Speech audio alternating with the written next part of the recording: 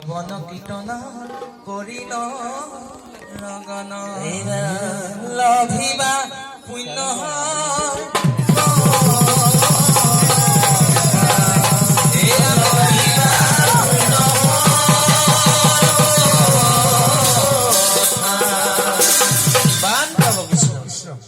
হেৰা মই যাওঁ বৈকুণ্ঠলৈ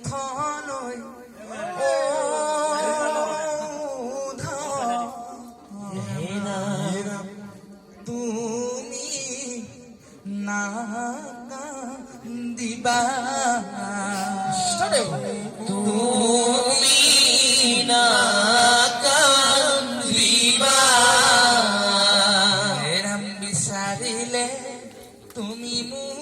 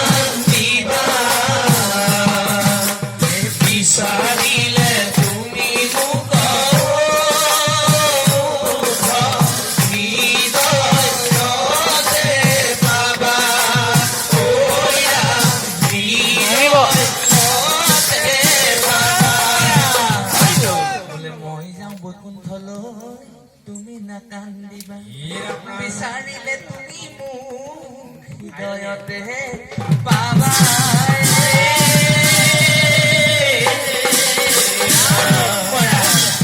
এই বিশ্ব ব্ৰহ্মাণ্ডখনত কেইটামান প্ৰকৃতিৰ নিয়ম আছে। প্ৰথম নিয়মটো হ'ল জন্ম হলে মৃত্যু হ'ব লাগিব। তুমি যদি জন্ম হলা মৰিব লাগিবই ভাই। তুমি ক'তো মংগল গ্ৰহত মাটি কিনি থাকিলেও তুমি মৃত্যুৰ পৰা হাত সাৰিব নোৱাৰা। এইটো ব্ৰহ্মাণ্ডৰ নিয়ম। তিনি তলুকৰ নিয়ম, জন্ম হলে মৃত্যু। আৰু যদি সৃষ্টি হয়, এতিয়া এই বস্তুটো সৃষ্টি হৈছে, ই এদিন ধ্বংস হ'ব। কোনোবা দিনা বেয়া হ'ব, ভাগি ছিগি মামৰে খাই শেষ হৈ যাব। সৃষ্টি হলে ধ্বংস হ'ব আৰু জন্ম হলে মৃত্যু হ'ব। প্ৰকৃতিৰ নিয়ম। আৰু সেই নিয়ম প্ৰকৃতিয়ে ইমান সুন্দৰভাৱে জীৱ কল্যাণৰ বাবে দি থৈ দিছে। স্বয়ং ঈশ্বৰে মানি লৈছে। জীৱ কল্যাণৰ হকে ভগৱানে নৰৰূপে শ্ৰীকৃষ্ণ হিচাপে কংস ৰাজাৰ কাৰাগাৰত আহি জন্মগ্ৰহণ কৰিলে। আকৌ জীৱৰ কল্যাণৰ হকে কৃষ্ণ গোসাঁই তাতে ডাঙৰ দীঘল হ'ব পাৰিলে, কিন্তু ডাঙৰ দীঘল নহল। কিয় নহল? কংসৰ অনুচৰবিলাকক গতি দিব লাগিব, কংসক গতি দিব লাগিব। সেইকাৰণে কৃষ্ণ গোসাঁই গোকুল বৃন্দাবনত গোপিনীসকলৰ মনোৰস পূৰ্ণ কৰিব লাগিব, ডাঙৰ দীঘল হ'ল তাত। ইয়াতো জীৱতৰণৰ কথা আছে। এতিয়া মহাপুৰুষ শ্ৰীমন্ত শংকৰদেৱ গুৰুজনে ইমান সুন্দৰভাৱে আমাক দি থৈ গৈছে। জীৱ কল্যাণৰ হকে মহাপুৰুষ পৃথিৱীলৈ আহিলে, আকৌ মৃত্যুক তেওঁ গ্ৰহণ কৰিলে। কৃষ্ণ যদি নমৰিলেহেঁতেন তেতিয়াহ'লে হয়তো জীৱ কল্যাণ নহলহেঁতেন। আমিও কলো যে প্ৰভু তুমিতো বিনাশ নহলা, নৰৰূপ ধাৰণ কৰি তুমি বিনাশ হৈ দেখালা। কিয় বিনাশ হৈ দেখালা? যাতে আমিও বিনাশ যিদিনাখনি হ'ম, যিদিনাখনি আমাৰো অন্ত হ'ব জীৱনৰ, সেইদিনাখনি যাতে আমি দুখ কৰিবলগীয়া একো নাথাকে। এতিয়া স্বয়ং ঈশ্বৰ যেতিয়া বৈকুণ্ঠলৈ যোৱাৰ ব্যৱস্থা হ'ল, আমি এতিয়া আমাৰ আত্মীয় স্বজন এজন মৃত্যু হোৱাৰ লগে লগে কি কৰোঁ? তেওঁ নশ্বৰ দেহাটো সন্মুখত লৈ পিনি কান্দো। জীয়াই থকা হ'লে আয়ৈ দেহি ঐ অমুকটো কৰিলেহেঁতেন, তমুকটো কৰিলেহেঁতেন, ইমান ভাল আছিলে।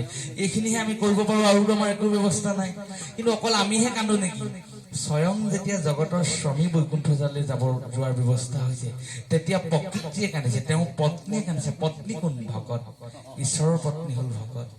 উদ্ধৱে কান্দিছে যে প্ৰভু তুমি যে বৈকুণ্ঠলৈ যোৱাৰ ব্যৱস্থা কৰিলা, মোক তুমি ইয়াত স্বামীহীনা নকৰিবা, মোক তুমি পিতৃহীনা নকৰিবা, অভিভাৱকহীনা নকৰিবা, মাতৃহীনা নকৰিবা, মোক অনাথ নকৰিবা, তুমি মোক বৈকুণ্ঠলৈ লগত লৈ যোৱা।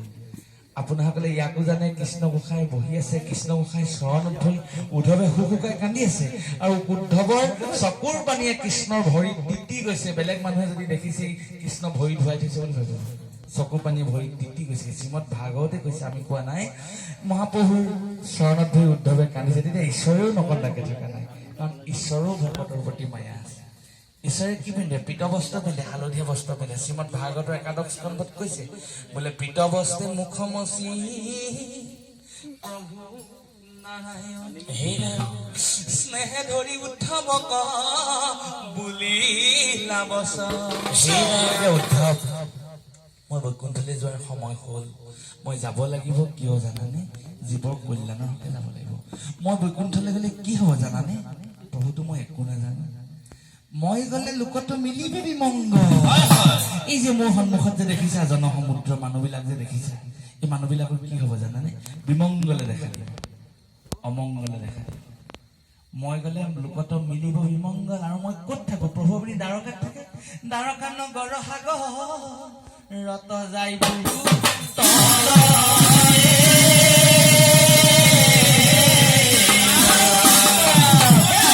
জনসমুদ্ৰখন দেখিছা, মানুহবোৰৰ মাজত অমংগলে দেখা দিব। মই যেতিয়া পৃথিৱীৰ পৰা গুচি যাম আৰু দ্বাৰকা নগৰখন অপ্ৰয়াসে সাগৰৰ গৰ্ভত বিলীন হৈ যাব, উদ্ধৱৰ ভয় আৰু বাঢ়িলে যে মোৰ কি হ'ব। আকৌ প্ৰভুৱে কৈছে পিৰিবে দুৰ্জনক কলি, কলিয়ে সকলোকে গ্ৰাস কৰিব। পিৰিবে দুৰ্জনক কলি গুচিবে আচাৰ, হৈব অধৰ্মত পিঠি কলি অপজাৰ। হয়, ঈশ্বৰে যিটোকে কৈছে সেইটোৱে হৈ গ'ল।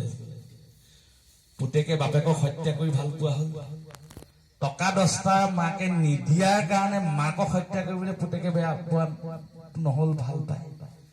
দুৰ্নীতি কৰি ভাল পায়, হত্যা কৰি ভাল পায়, লুণ্ঠন কৰি ভাল পায়। এইবিলাক কৰিহে যেন জীৱই সন্তুষ্টি লাভ কৰে।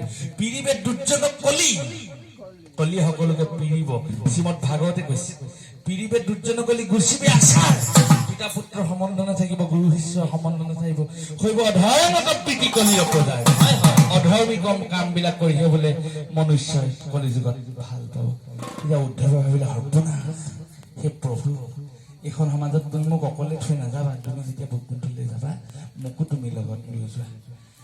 যে ঈশ্বৰে উদ্ধৱক কৈছে যে মই বৈকুণ্ঠলৈ যাওঁতে তোমাক কাষতে বহাই লৈ যাব পাৰো, তুমি ইমান কান্দিছা যাবৰ সময়ত, কিন্তু দায়িত্ব আছে নে উদ্ধৱ? প্ৰভু মোৰ কি দায়িত্ব আছে? তোমাৰ কৰ্তব্য আছে পৃথিৱীত। সেই কৰ্তব্যটো কি হ'ল জানানে? তুমি আমি দুয়ো গ'লে মিলিব নৰ্থ, লুপ্ত হৈব জ্ঞান ইটো ভকতিৰ পথ।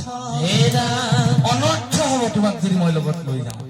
মানুহবিলাকৰ মাজত জ্ঞান কথা নাথাকিব, কৃষ্ণ কথা নাথাকিব, তুমি সেইবিলাক বস্তু দিব লাগিব। এতিয়া আমি বাপেকবিলাকে, মই নিজৰ কথাই কৈছোঁ দেই, কোনো গাত পাতি নল'ব।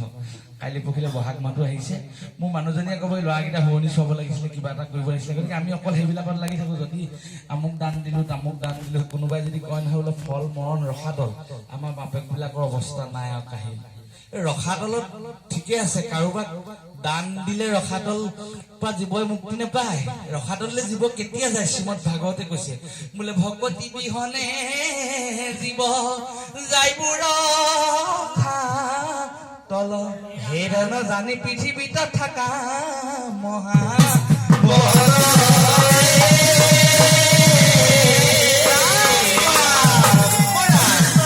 জীৱবিলাক পৃথিৱীত ৰসাতললৈ যাব। গতিকে সেই ৰসাতললৈ যোৱা জীৱবিলাকক তুমি গতি দিবৰ বাবে তুমি পৃথিৱীত থাকা। উদ্ধৱক কৃষ্ণই ক'লে।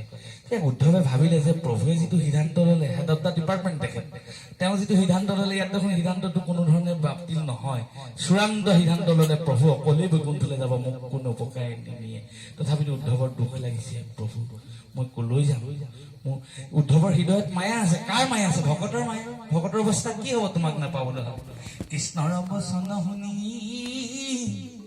উদ্ধৱে দিলে পৰি, ভকতৰ কি হ'ব দিলা? তুমি নাথাকিলে স্বামী নিগমে মৰিলো আমি, কলি পাপে খেদি খেদি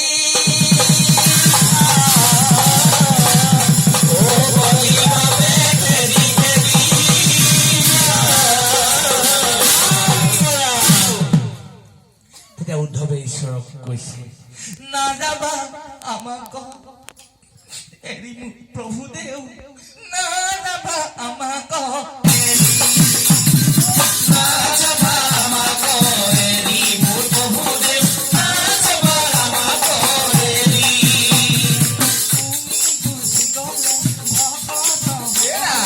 তুমি গুচি গ'লে ভকতসকলে দুখ পাব জানানে? এৰি মোৰ প্ৰভুদেৱ, নাযাবা আমাক এৰি, নাযাবা আমাক এৰি মোৰ প্ৰভুদেৱ, নাযাবা আমাক এৰি।